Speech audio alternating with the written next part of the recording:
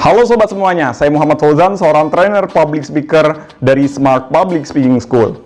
Nah, pada kesempatan kali ini saya ingin sama-sama belajar tentang bagaimana memainkan atau menggunakan bahasa tubuh ketika melakukan sebuah presentasi atau public speaking.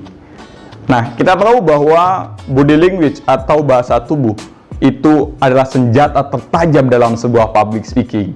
Nah, karena body language atau bahasa tubuh itu bagian dari visual, dan menurut para peneliti bahwa body language atau bahasa tubuh itu mempengaruhi 55% saat kita melakukan sebuah presentasi atau public speaking. Nah, tentu dalam menggunakan bahasa tubuh atau body language harus sesuai atau relevan dengan kalimat yang kita sampaikan atau kata-kata yang kita sampaikan, dan tentu tidak berlawanan. Seperti contoh, Bapak Ibu yang kami hormati, kita tahu bahwa Indonesia adalah salah satu negara terbesar di dunia. Nah, itu adalah contoh yang sesuai dan relevan dengan kalimat yang kita sampaikan dan tidak berlawanan.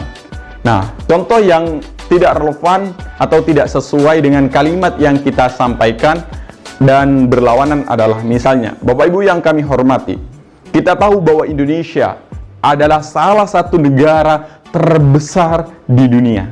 Nah, ketika kita menyampaikan kata-kata besar, kemudian tangan kita mengecil, nah ini adalah contoh yang tidak relevan. Gerakan tangan yang tidak relevan dan tidak sesuai dengan kalimat yang kita sampaikan, dan itu berlawanan. Nah, tentu harus relevan atau sesuai dan tidak berlawanan dengan kalimat yang kita sampaikan. Nah, ada 3 gerakan yang paling penting dan fundamental dalam sebuah public speaking. Nah, apa saja itu? Yang pertama adalah eye contact atau kontak mata. Yang kedua adalah gerak tangan, dan yang terakhir adalah gerak kaki. Nah, kita bahas mulai dari pertama. Yang pertama adalah gerak mata atau eye contact. Nah, ketika Anda melakukan sebuah presentasi, pastikan Anda menatap betul audiens, menatap satu persatu audiens Anda. Nah, dengan begitu audiens akan merasa diperhatikan oleh diri Anda. Banyak di luar sana yang mengatakan ketika Anda malu menatap audiens, maka tataplah kening atau mulutnya. Nah, menurut saya ini adalah cara yang kurang tepat. Karena kita tahu bahwa mata adalah jendela hati. Ketika sorot mata kita kosong, kita tidak menatap betul audiens, maka kita tidak tulus menyampaikan apa yang kita sampaikan. Karena ketulusan pembicara menyampaikan ide, gagasan, dan informasi itu bisa dilihat dari sorot mata kita. Maka menatap persis audiens adalah cara bagaimana kita menghargai audiens, dan audiens akan menghargai pembicaraan kita. Dan tentu dengan menatap dengan penuh kebahagiaan, ya, jangan menatap yang sangat tajam atau kita marah kepada mereka. Nah, tatap dengan penuh kebahagiaan, maka suasana di ruangan itu akan semakin nyaman dan Anda sangat penuh gairah menyampaikan presentasi yang Anda sampaikan.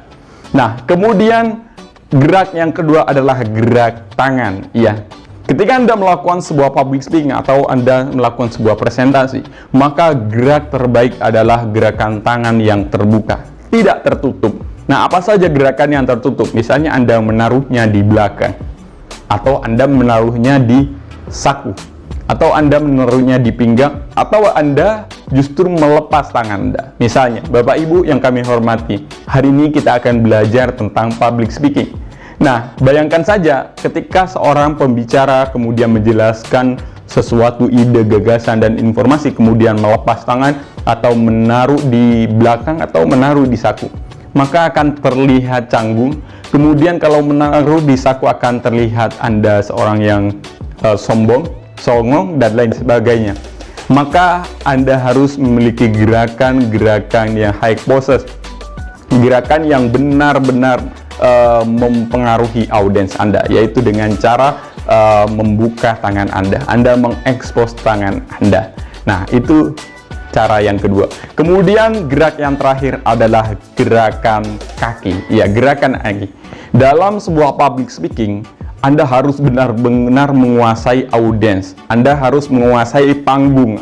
Nah, dikecualikan Anda ketika Anda berpidato di podium. Nah, ini berbeda halnya dengan kita menyampaikan di panggung. Nah, yang saya bahas adalah ketika Anda berbicara di panggung, maka Anda harus benar-benar menguasai audiens, benar-benar mengendalikan audiens dengan cara melakukan moving. Ya, moving. Anda harus pindah dari titik tertentu ke titik yang lain sehingga Anda benar-benar mampu mengendalikan audiens Anda.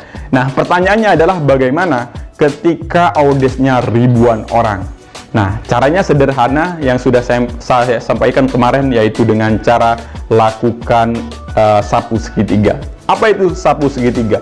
Dengan cara Anda memiliki titik segitiga, ya, misalnya 1, kemudian 2, dan 3.